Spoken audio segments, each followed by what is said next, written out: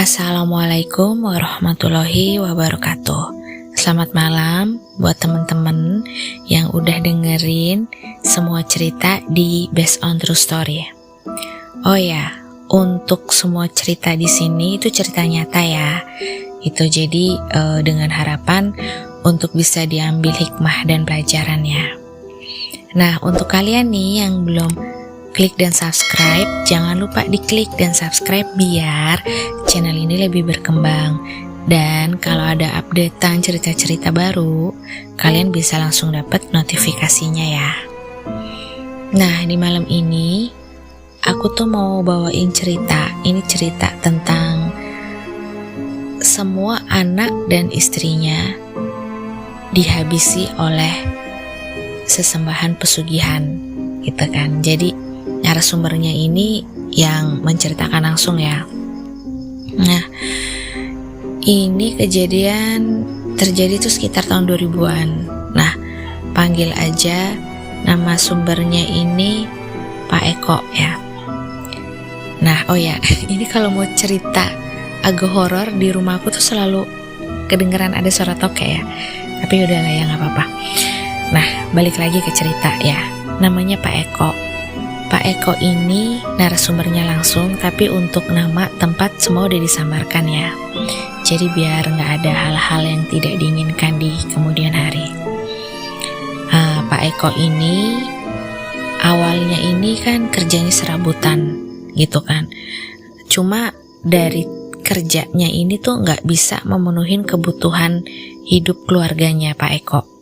Sampai akhirnya jalan-jalan yang kurang baik pun udah dijalanin sama Pak Eko.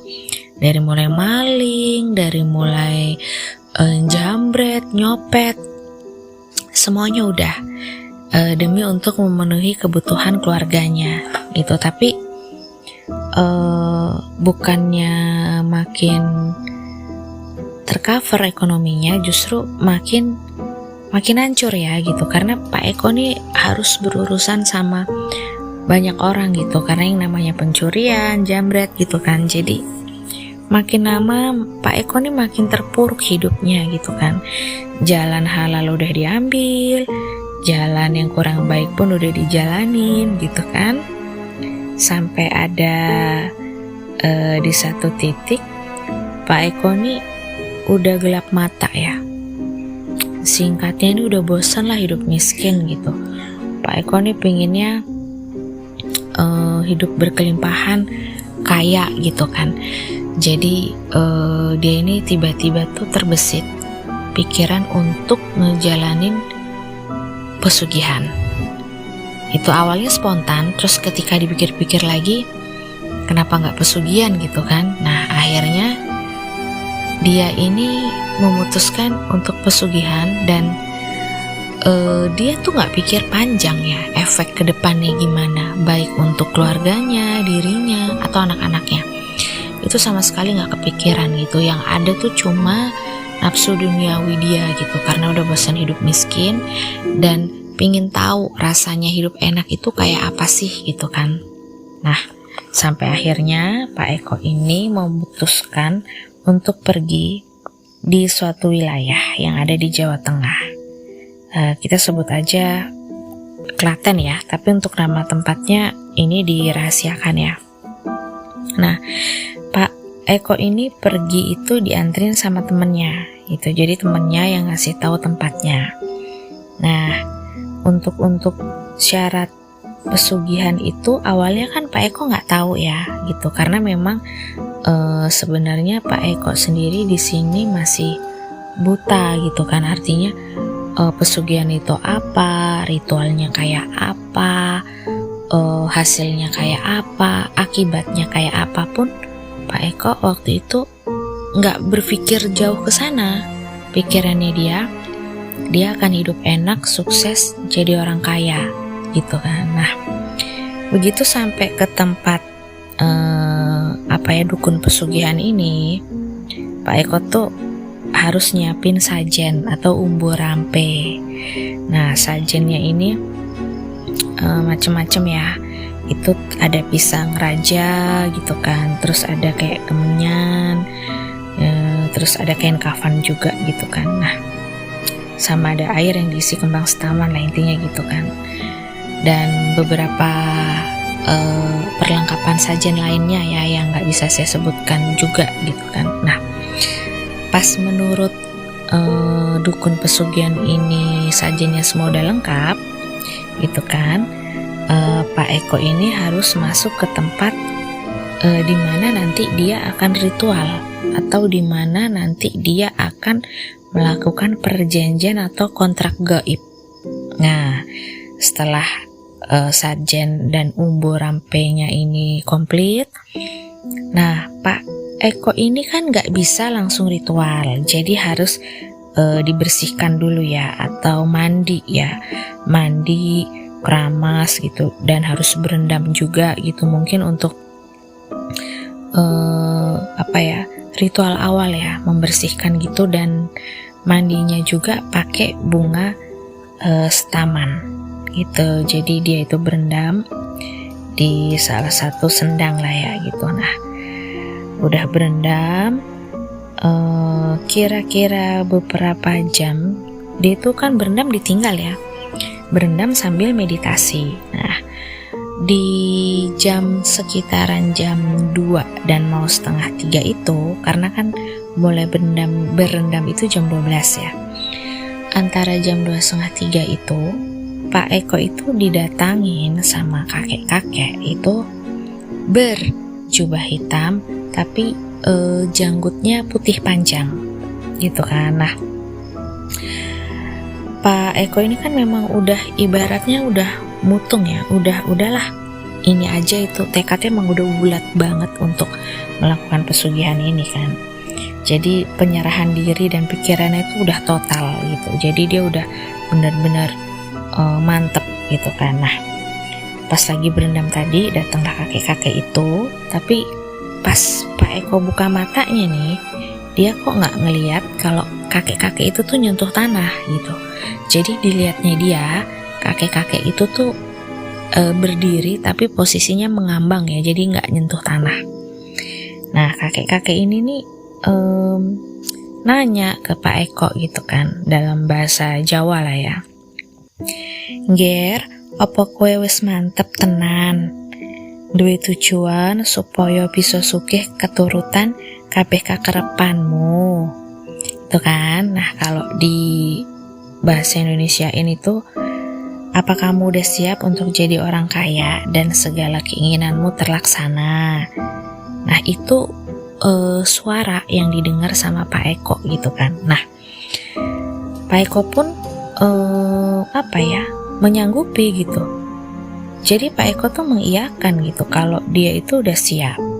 Dan dia bilang apapun risikonya, saya siap Mbah gitu, karena udah bosen gitu jadi orang miskin gitu kan. Nah, pas kakek tua berjubah hitam dan berjanggut putih ini dengar jawabannya Pak Eko kalau Pak Eko siap dan dengan segala risikonya, Mbah ini menghilang gitu kan. Nah, setelah Mbah ini menghilang, datanglah juru kunci tadi gitu kan. Juru kunci itu datengin Pak Eko dan bilang kalau ritualnya udah selesai dan Pak Eko ini udah bisa diterima dalam melakukan ritual pesugihannya dan sukses gitu kan. Nah, tapi sebelum Pak Eko pulang, ini dukun pesugihannya ini itu ngasih Pak Eko itu kain kafan, tapi kain kafannya ini sudah dalam berbentuk pocong. Nah, ini dukun pesugihannya ini pesen kalau udah sampai rumah, kain kafannya itu dikubur di kamar khusus gitu. Jadi Pak Eko ini harus punya kamar khusus untuk dirinya, yang mana gak boleh ada satupun orang yang bisa masuk ke kamar itu kecuali Pak Eko sendiri. Istrinya atau anaknya gak boleh.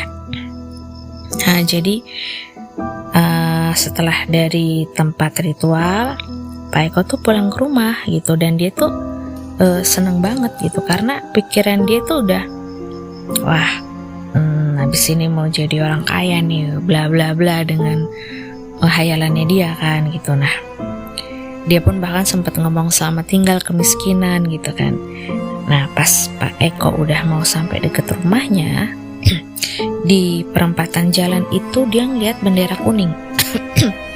Jadi bendera kuning itu kan biasanya di daerah tertentu itu artinya ada orang yang meninggal gitu kan. Nah, jadi otomatis kalau ada bendera kuning berarti ada yang meninggal dunia.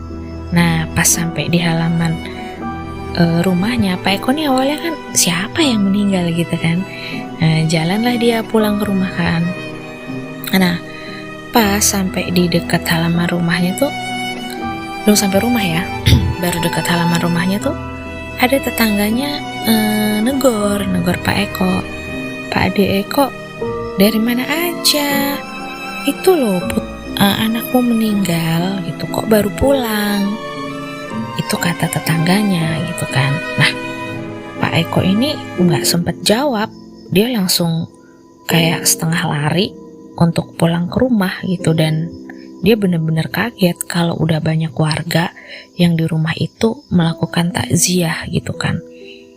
Udahlah mulai keluar keringat dinginnya Pak Eko kan, mulai panik dia kan. Dia itu seketika sebenarnya blank ya gitu, karena pikiran dia itu awalnya dia pengen pesugihan dan nggak kepikiran sama sekali masalah tumbal gitu kan. Nah, begitu sampai rumah dilihat itu anaknya yang masih kelas SD itu udah ditutupin kain jari.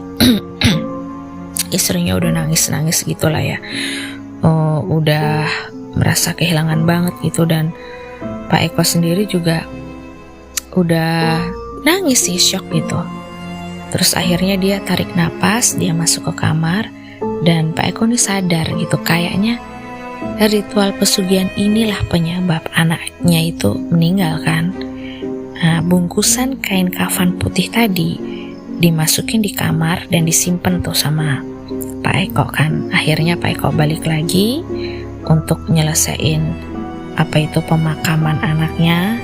Terus dia juga nyalamin satu persatu orang yang takziah ya gitu kan. Sementara istrinya itu masih shock, masih nangis gitu kan. Nah, pas warga ini udah siap untuk ngebawa anaknya Pak Eko ke pemakaman, itu tuh ada kejadian aneh. Yang mana pas dalam perjalanan mau ke pemakaman itu tiba-tiba itu hujan deras dan ada petirnya juga gitu kan, yang menggelegar gitu kan. Nah, sampai para pengantar jenazahnya pun basah kuyup gitu. Otomatis namanya hujan deras kan, liang lahat untuk putranya Pak Eko ini kan banjir itu kan. Jadi penuh sampai sepaha orang dewasa. Dengan keadaan kayak gitu kan nggak bisa lah dimakamkan kan. Jadi mau nggak mau airnya itu disedot dulu biar liang kuburnya itu kering. Akhirnya disedot lah gitu kan. Nah, udah 30 menit airnya itu udah kering. Barulah jenazah anaknya Pak Eko ini dimakamkan gitu kan. Nah, udah beberapa bulan kemudian ya, setelah anaknya yang SD ini meninggal, kehidupan Pak Eko ini memang berubah drastis peningkatannya gitu kan. Pokoknya apapun yang dilakukan Pak Eko itu pasti berhasil, apa aja gitu. Nah, cuma karena waktu itu Pak Eko mau buka usaha juga nggak ada modal gitu kan. Akhirnya Pak Eko ini usahanya itu bergerak di bidang jasa gitu. Jadi dia kayak maklar motor, mobil, tanah, rumah gitulah. Itu anehnya semua yang dijual atau yang pakai perantara Pak Eko itu pasti laris, pasti laku, pasti dibeli dengan cepat. Nah, karena hal itulah yang banyak ngebuat orang untuk mempercayai Pak Eko itu untuk ngejualin tanah lah, ngejualin kendaraannya lah gitu kan. Jadi Pak Eko nih nggak pernah sepi order. Apapun yang dia jual itu dia bisa gitu dalam waktu yang cepat gitu, dan komisinya pun kan lumayan besar. Nah sampai Pak Eko nih nggak kurang-kurang order lah ya gitu kan sebagai maklar gitu. Sampai Pak Eko ini udah sukses banget gitu, dia udah punya dealer motor sendiri, udah punya sawah, kebun gitu kan. Rumahnya pun udah direnovasi dari jadi 2 lantai gitu kan. Nah tapi selang beberapa tahun gitu kan, setelah anaknya meninggal kan memang belum ada tumbal lagi gitu kan. Nah tetangga-tetangganya ini nih, karena sekarang Pak Eko ini udah dipandang orang terkaya kan di kampung gitu, yang dulunya itu ngeremehin Pak Eko sekarang justru berbalik untuk jadi kalau mereka warga desa itu kekurangan uang, mereka pinjamnya ke Pak Eko gitu. Jadi Pak Eko ini juga sambilannya rentenir, cuma karena kepepet ya, jadi warga desa ini nggak punya pilihan lain selain pinjam uang sama Pak Eko gitu. Nah, jadi Pak Eko ini juga ngasih bunga ya. Nah kira-kira udah 10 tahun lah ya Pak Eko ini hidup sukses gitu.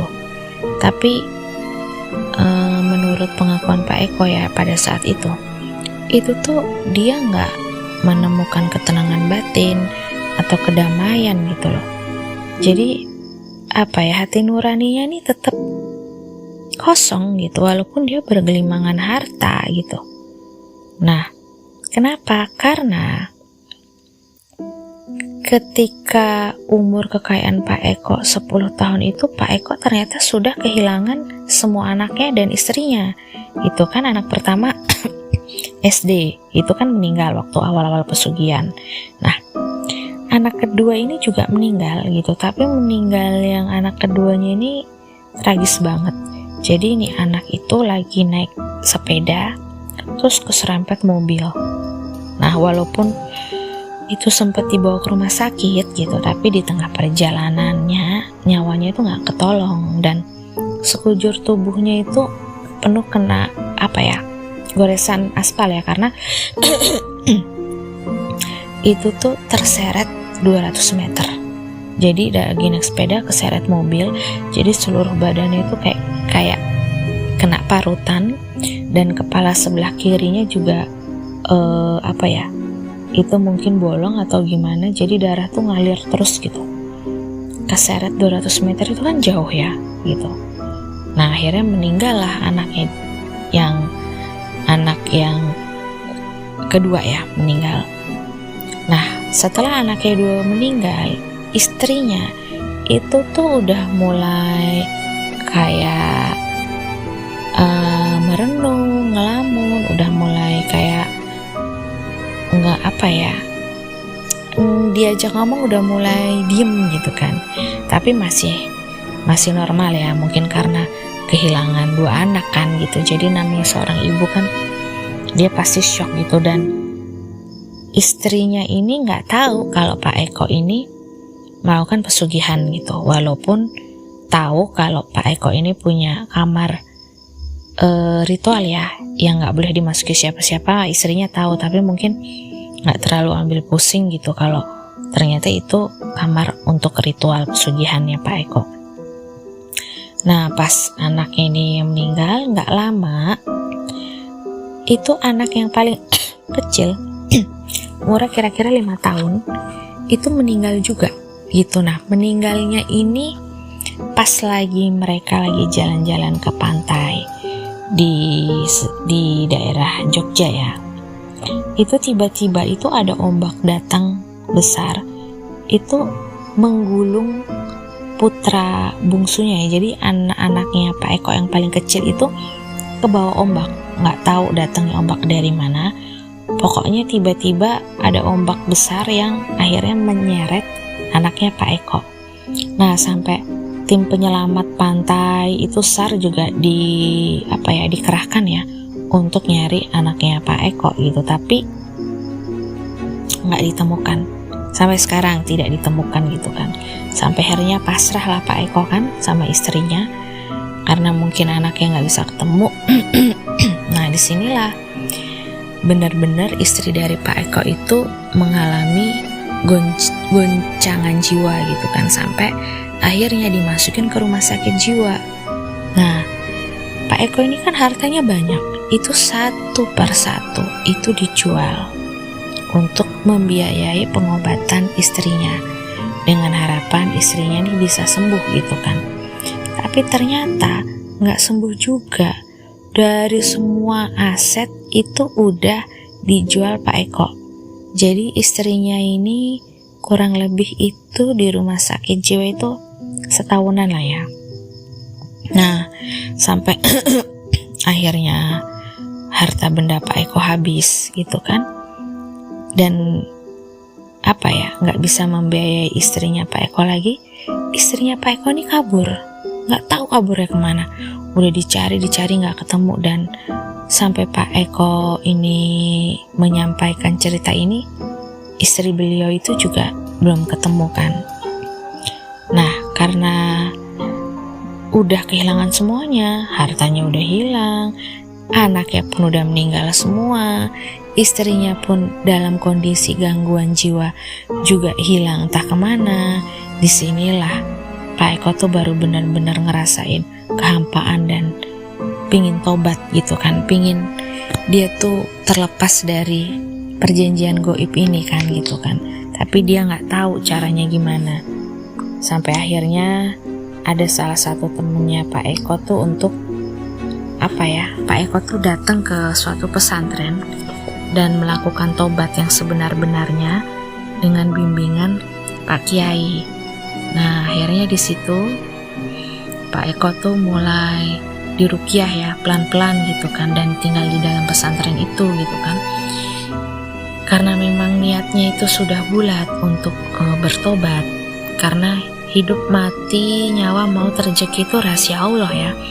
Nah inilah yang jadi kekuatan dari Pak Eko gitu, karena memang proses pertobatan Pak Eko ini juga nggak mudah. Pak Eko ini diteror sama sesembahannya kan gitu kan, dan beberapa kali Pak Eko ini mau celaka juga gitu. Cuma karena dia udah istiqomah, udah bener-bener pingin tobat gitu kan, dan benar-benar pingin memperbaiki diri gitu kan, udah nggak mau lagi yang namanya mencari kekayaan atau kehidupan dengan jalan-jalan sesat gitu, lebih ke hidup apa adanya ya, tapi memiliki kedamaian gitu kan, dan penyesalan yang mungkin akan dibawa terus sampai mati sama Pak Eko gitu, dengan kesenangan sesaat gitu, tetapi imbalannya itu sebenarnya nggak sebanding. Karena yang terbaik itu adalah keluarga gitu kan, yang paling berharga itu di dunia ini keluarga gitu kan. Nah karena Pak Eko ini juga giat gitu kan untuk memperdalam ilmu agama, dan Pak Kiainya juga meruqyah ya. Jadi di ruqyah ini memang nggak sekali dua kali ya, memang prosesnya itu agak lama, tapi alhamdulillahnya ruqyahnya Pak Eko ini berjalan lancar gitu, dan akhirnya Pak Eko ini bisa lepas dari perjanjian pesugihannya itu. Meskipun Pak Eko sendiri di sini udah nggak punya apa-apa, tapi Pak Eko punya harapan untuk memulai semuanya, kehidupan yang lalu itu dikubur, memulai dengan kehidupan yang baru, menjalani semua perintah agama itu kan, dan lebih dekat lagi sama keluarganya. Dan mudah-mudahan anak-anaknya Pak Eko kan juga didoain ya, mudah-mudahan juga menjadi doa itu menjadi suatu keadaan yang lebih baik di alam kuburnya sana gitu kan, karena kemungkinan kan menjadi tumbal daripada pesugihannya Pak Eko itu kan. Nah sampai cerita ini diceritakan, istri beliau juga belum ketemu gitu, dan ceritanya sampai di sini. Mudah-mudahan kalian yang dengar ini bisa diambil hikmahnya gitu kan, dan jangan sekali-sekali terlintas pikiran untuk melakukan jalan pintas gitu, apapun itu bentuknya gitu. Jadi syukuri apa yang ada, apa yang Allah kasih gitu kan, dan juga ikhtiar. Masalah hasilnya berapapun itu sudah ada yang ngatur gitu kan. Jadi tetap jangan putus asa, tetap yakin gitu kalau yang terjadi dalam hidup kita itu yang terbaik. Yang penting doa dan ikhtiar itu aja, biar pikiran kita itu juga nggak kosong sampai akhirnya bisa dimasukin sama makhluk-makhluk yang ngebisik-bisikin untuk melakukan kesesatan ya gitu. Jadi mudah-mudahan bisa diambil hikmahnya. Terima kasih. Wassalamualaikum warahmatullahi wabarakatuh.